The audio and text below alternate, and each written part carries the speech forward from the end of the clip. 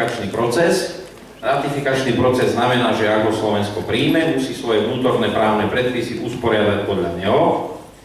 A tento európsky taký zákonník sociálneho zabezpečenia je odvodený od dohovoru Organizácie spojených národov, to je číslo 102 z roku 52. Ja, to netreba, ja to študentom prednášam detailne, ktoré sú ako tak. A hovorí sa v ňom o minimálnej forme sociálneho zabezpečenia. A to je jedno, či je to dieťa, či je to pracovný človek, pracujúci človek, alebo je to dôchodca.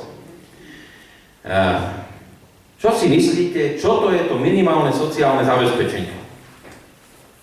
Pôjdeme v tej časti tohoto dohovoru na dôchodcov. Minimálne sociálne zabezpečenie má byť také, že váš dôchodok má odrážať minimálne 50% príjmu počas aktívneho života.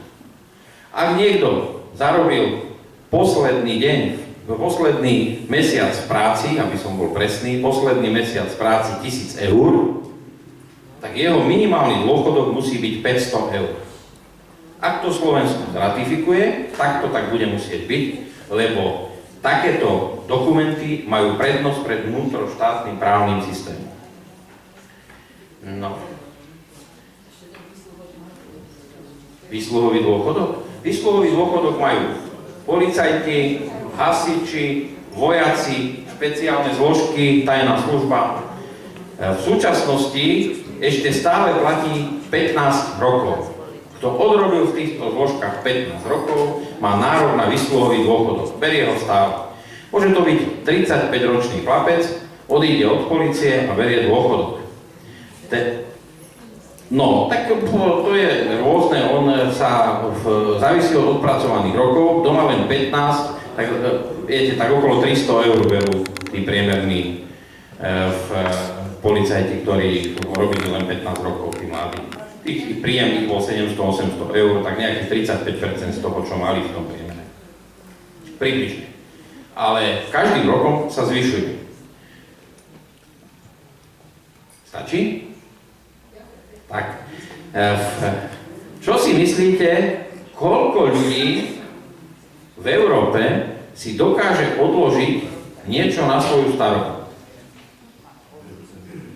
1/3 iba. Iba 1/3 ľudí si počas aktívneho života dokáže odkladať na starobu. To je pomerne málo. No a aká existuje minimálna miera sociálnej ochrany? Hovoríme o ochrane detí, o predaji detí, o predaji žien. Už dneska sa obchoduje s mužmi, mimo sú štatistiky veľmi zlé, sa predávajú muži na orgány a podobne. Sú to veľmi také závažné veci, ale toto nechcem rozoberať. Čo si myslíte, že kedy svet stanovil takú minimálnu mieru ochrany sociálneho zabezpečenia? Treba jedno teplé jedlo denne a deka. Napríklad. Je to predpis 202 z roku 2012 a je to predpis Medzinárodnej organizácie práce. Táto vznikla v roku 1919. Je to prvá medzinárodná inštitúcia. Čo sa tam o nej hovorí? O tom predpise, že kto? Hmotná núdza. Kto sa dostane do hmotnej núdze? Vyhodia z práce, prejde mu podpora, nemá nárok na podporu, dostáva sa do hmotnej núdze, existuje záchranný sociálny systém, tento sociálny systém ho musí poňať, dostane nejaký peniaz na kuchyňu, na bývanie, dostane peniaz na deti, keď chodia, posudzuje sa rodina, posudzuje sa vždy rodina, spoločná domácnosť. Hmotná núdza. Existuje životné minimum. Tá hmotná núdza sa počíta zo životného minima. Ak je životné minimum 197 eur, nevymýšľam to, tak. A to sa samozrejme rôznymi koeficientami navyšuje, tak sa počítajú tieto veci, že stratil prácu, nemá prácu, vychová deti, má byt. Sú to tak malé peniaze, že veľmi ťažko sa z toho žije pri deťoch, ale vy to poznáte. V tejto sále je množstvo ľudí, ktorí vôbec nesplňa tie podmienky toho minimálneho dôchodku, tých 50%. Minimálna mzda, všetci to poznáte. Viete, všetci kričia, minimálna mzda, to je to najdôležitejšie.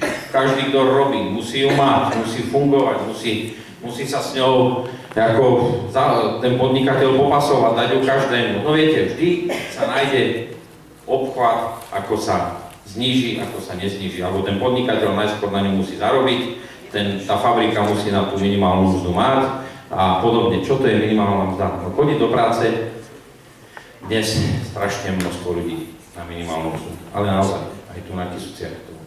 Ako priemerná mzda je 850 eur, to viete, a minimálna mzda je 330 a ide na 300, 338 ide na 350 do budúcna. Tie čísla sú zbytočné, lebo zajtra schvália iné a iné. Teraz je 350. A ide na 380, áno, však hovorím, 337, 352, 380 a má byť 340. Tie plány sú také, ako... Viete, ako to číslo samozrejme dnes platí 352. Teraz je schválené, ale od 1.1. Aby sme až od nového roku. Čo si myslíte, existuje pojem chudobný zamestnanec? No samozrejme, však v tejto sále ich bolo plno. Že ste chodili do práce a chodili ste len na to, aby ste čakali od výplaty do výplaty. A teraz poviem taký nový pojem. Chudobný podnikateľ. No, áno, niektorí rezonuje to, že ako môže byť chudobný podnikateľ. No môže. Viete, koľko máte doma v rodine, vnúkov, možno detí, ktorí majú živnosti, pracujú rok, 2, 3, pol a nezaplatia im faktúry? Nemajú na odvody, nemajú, dnes rezonuje váhostav. Viete, koľko Kysučanov príde o obrovské peniaze? Nebudú mať na zaplatenie odvodov sociálneho, zdravotného. Ak im nezaplatí, to znamená, je tu vykorisťovanie silnejším, slabším. V tom je naozaj problém a ako táto spoločnosť to zatiaľ nejakým spôsobom nerieši. V Nemecku je neplatenie faktúr trestným činom. Keby to bol by poriadok. Zatiaľ to tu nie je, položia jednu firmu, založia druhú, je v tom dosť veľký bordel. Ale ako to sme nemysleli tak, aby sme sa... No. Myslíte si, že sú krajiny, kde je možné sa poistiť na bezvládnosť? Príde poisťovateľ a poistíte dom, lebo potrebujete, vám zhoríte. Poistíte vnuka, lebo spadne z bicykla. Poistíte si riny, poistíte si auto, poistíte si chatu. Všetci chcú len poisťovať.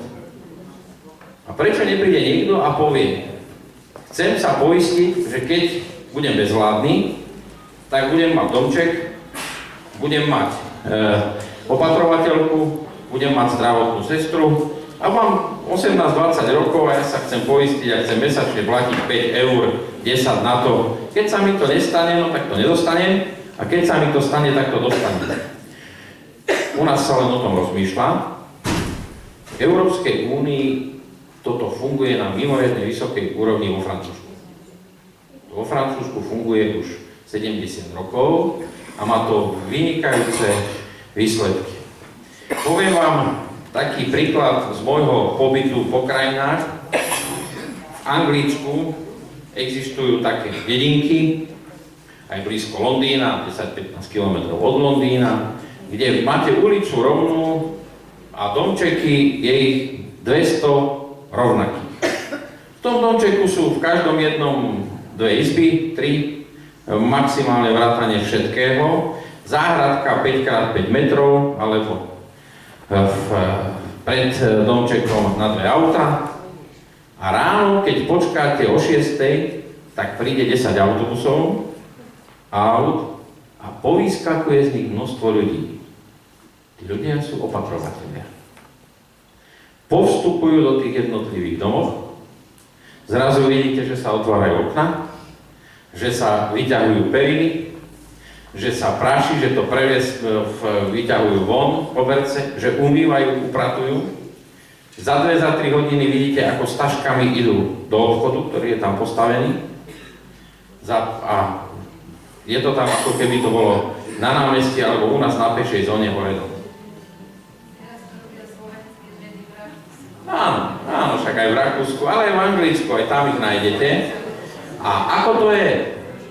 Deti, alebo ešte ľudia počas toho aktívneho života si takéto domčeky kupujú. Dostanú ich do vlastníctva. Predajú chalupu, ktoré majú 5, 6, 7 izieb, 10 alebo byt v bytovke a do takéhoto domu idú. To je bezbariérový dom, je tam zabezpečená kompletná starostlivosť na údržbu okolia. Keď niekto chce, tak sa baví v tej 10-20 metrov štvorcovej záhradke a má zabezpečené to opatrovanie na jednom mieste hromadne.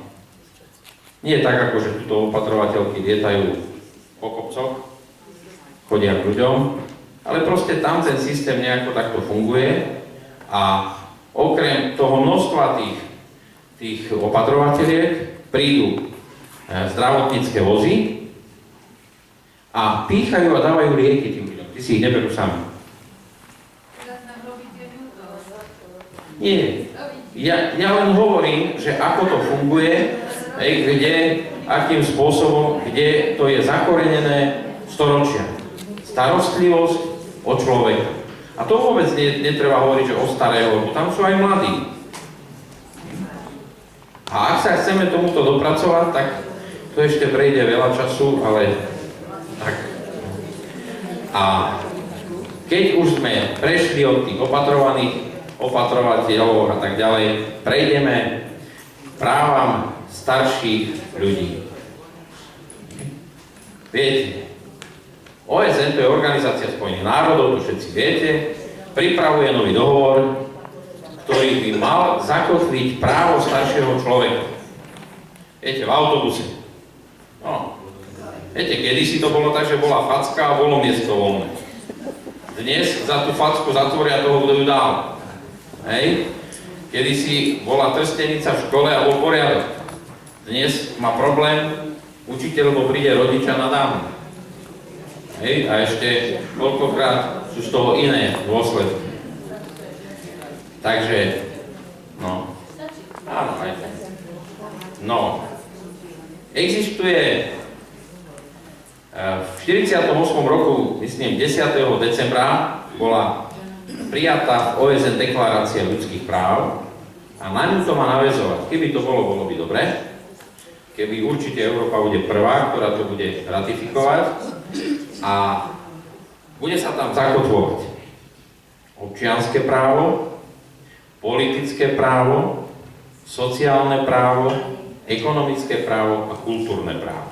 To znamená od cestovania, od vybavovania občianskych vecí, od volebného práva politického, od odkázanosť, hmotnú núdzu, sociálne zabezpečenie, ekonomické, to znamená podnikateľské prostredie a kultúrne práva, jazyk, menšiny, podobne. No, Slovensko má šťastie, tá komisia je obrovská. Zo Slovenska máme dvoch ľudí, ktorí tam fungujú. Veľmi múdrych. Ja s nimi robím už 25 rokov. Jedná sa o profesora Tkáča, Vojtecha a o docenta Miloša Heteša. Obidvaja sú v OSN, fungujú v týchto komisiách a pomáhajú tvoriť tieto dokumenty. Boli sme na svete strašne dlho. Poďme na Slovensko. Poďme na Slovensko. Kto má na starosti sociálnu politiku na Slovensku? No, všetci povedia, parlament, vláda. Výkonná moc je na ústrednom orgáne štátnej moci Ministerstvo práce, sociálnych vecí a rodiny. Tak, čo má toto na starosti? Napríklad, čo sa týka, sme sa bavili o opatrovaní. Tvorí predpisy A napríklad schvaľuje akreditácie firmám, ktoré vychovávajú opatrovateľov. No je v tom nejaký poriadok? Nie. Viete, chodia tu firmy, ktoré za 3 dní dajú papier, že môže niekto opatrovať. Ak sa niekto naučí za 3 dní píchať inekciu, opatrovať, pomáha. Viete, no, v tom bol riadny bordel. Trošku sa to mení a zmenilo tento rok, však aj o tom vám niečo poviem. Je nový zákon o sociálnej práci, myslím zo 14.7. Tento rok bol prijatý v parlamente a už tam bude komora, ako je komora lekárov, bude komora opatrovateľov, bude a tak ďalej a budú určite tie predpisy sa sprísňovať, pretože sa stáva, že veľa starších ľudí dopláca na neodbornosť opatrovateľov a opatrovateľiek. Takže ministerstvo, legislatívu, akreditácie, zákony, metodické usmernenia. Kto má reálny výkon v oblasti sociálnej sféry? Tak, ak pôjdeme po tom ministerstve práce, tak sú to úrady práce, sociálnych vecí a rodiny. Napríklad v krajských mestách tieto inštitúcie spravujú domovy detí. Máme tu niekde domovy detí? A? Na Semeteši. Nádherný nový. No piči, už potom ďalej. Na Semeteši. Takže je tých detí strašne hodne, ktoré potrebujú bez rodiny, pomoc, podobne, zlá výchova, mládež a tak ďalej. A tak ďalej. Takže je toho naozaj dosť. Potom, ktorá inštitúcia? ČAC pôsobí veľmi široko. Vyšší územný celok, Ľudská. Viete, v parku Dom dôchodcov, komu patrí? Vyššiemu územnému celku, na Žarci. Vyššiemu územnému Ľudské, áno. Na Horelici sú 2. Viete, tam je jeden pre tých detí, pre tých slabších, pre tých dospievajúcich a ďalší je z toho bývalého OSP, to si všetci pamätáte. Pred 5 rokmi boli v týchto domovoch poradovníky. 50 ľudí, 30. Dnes 3, 4, 5. Čím to je? Kvalita poskytovaných služieb. A viete, čo sa od toho režimu socialistického zmenilo v tých domoch? Vymaľovalo, pridala sa posteľ a nič viac. Hej, odležaniny, je čo, starostlivosť, chýba človek, chýba zásah človeka, chýba to, čo som povedal, hodnota hodnôt, ľudská dôstojnosť. Chýba nám tu strašne veľa v tomto smere. A preto je to pole neorané, kde treba riešiť. No dobre, poďme ďalej. Kto má mať priamu sociálnu politiku ešte v oči? Mesto. Mesta v rôznych častiach Slovenska majú veľa domov seniorov, majú nemocnice, majú zdravotné strediska a podobne. Všetci máme ľudskárskú, tak nie, ale pred 5 rokmi sa mi podarilo vybaviť peniaze na domov seniorov. Vidím, že pokulháva, ani po 4 rokoch nie je dokončený, čo je smutné. Finančné prostriedky boli k dispozícii, keď som odišiel z funkcie primátora, ako si sa im za 4 roky nedarí. Ale jedna vec je len dom seniorov, druhá vec je, čo sme tam chceli. Chceli sme tam oveľa viac vecí. Chceli sme tam denný stacionár, týždenný, mesačný, sezónny. Sezónny znamená, že ak nemôžem v zime sa o seba postarať na Kopaniciach, tak prídem na jeseň do domova dôchodcov a na jar, ak môžem, idem si do tej svojej palúbky naspäť. Napríklad. Idú deti na dovolenku, potrebujú niekoho zaopatriť počas dovolenky, tak dajú. nechcem nejako tak úplne kritizovať, ale je mi smutno, že to nefunguje po 5 rokoch, odkedy sme získali finančné prostriedky na tento dom.